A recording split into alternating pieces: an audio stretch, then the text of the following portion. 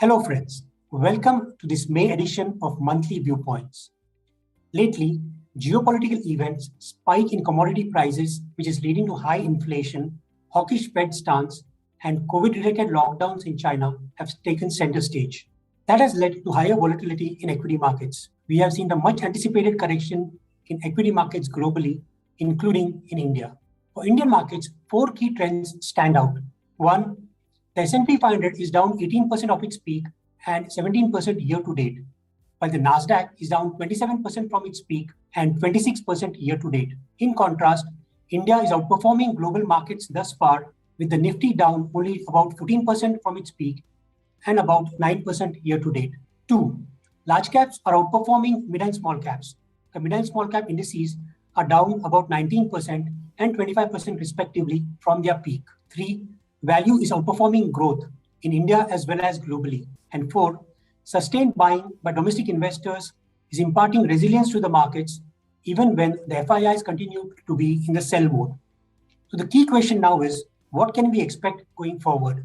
Well, disruptions in global supply chains, firm prices of commodities, crude, and various inputs are leading to significant price increases. The full impact of inflation should play out over the next 2-3 quarters. The higher inflation and slower global growth is negative for risk assets in the short term. Consequently, central banks are taking aggressive steps to rein in inflation.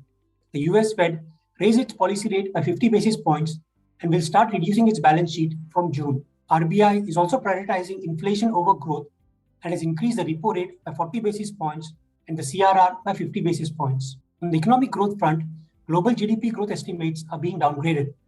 India is witnessing steady economic recovery, the progress of which was hampered by the pandemic waves. However, India's GDP is still some way off the extrapolated trend line that the economy was tracking pre-pandemic. Given that the duration and the impact of the geopolitical conflict is highly unpredictable, we have seen a downward revision to India's growth forecast by FY23. However, going forward, over the next 3 years, India is likely to go back to its real GDP growth trend of 6.5% to 7%, with all three drivers of the economy, namely consumption, investment, and exports, firing. In the near term, increase in commodity prices may lead to lower consumer discretionary demand and lower corporate margins, resulting in a downgrade in earnings for FY23. However, we believe that over the next 3 years, earnings are likely to grow at a 13 to 15% CAGR, which is higher than the long-term average. On valuations for large cap as well as mid and small cap indices have corrected. Valuations for large cap still remain close to the long-term average. Going forward, we believe that the pace of domestic recovery will depend on the duration of the ongoing Russia-Ukraine crisis and the pace of monetary tightening, along with the reduction in liquidity, both globally and in India. On a medium-term basis, we continue to remain positive on Indian equities and expect markets to continue to scale higher. Our long-term narrative for India remains intact. Overall, we believe Indian equity markets can give returns slightly below earnings CAGR over the next 3 years. Hence, our recommendation to investors is that they should continue the SIPs amidst all market environments and, in the event of a correction, should aggressively add to the equity exposure. We provide a basket of funds for investors to choose from.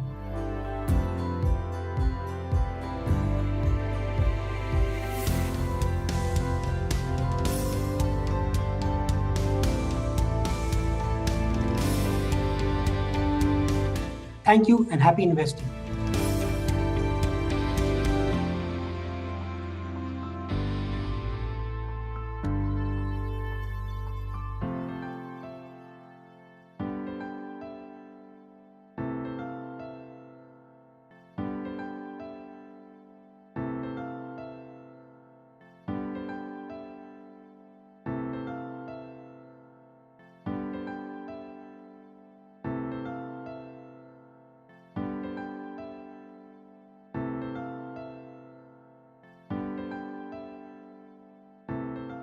Mutual fund investments are subject to market risks. Read all scheme-related documents carefully. Mutual fund निवेश बाजार के जोखिमों के अधीन है। Scheme संबंधी सभी दस्तावेजों को ध्यान से पढ़ें।